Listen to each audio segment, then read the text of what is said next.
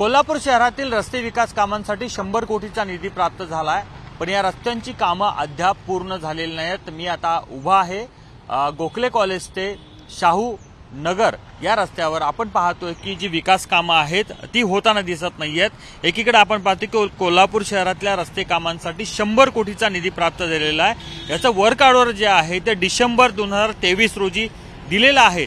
तरी देखील आपण पाहतोय की विविध कारणं देऊन या विकास कामांचं जे काम आहे ते खूप संत गतीनं सुरू असल्याचं चित्र पाहायला मिळतंय। त्यामुळेच आपण पाहतो की पावसाळ्याच्या तोंडावर आता पाऊस सुरू झालेला आहे। अशा परिस्थितीत हे रस्त्याचं काम कसं पूर्ण होणार अशा प्रकारचा संतप्त सवाल कोल्हापूरकर विचारतायत।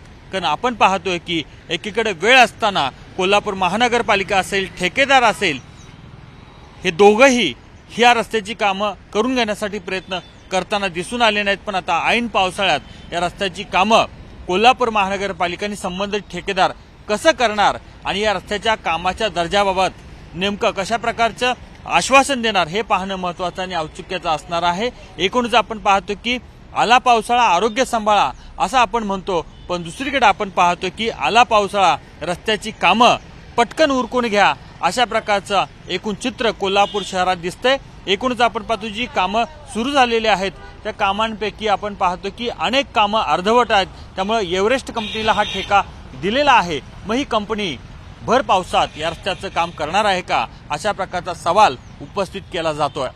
कॅमेरामन मिथुन सह प्रताप नाईक, झी मीडिया, कोल्हापूर।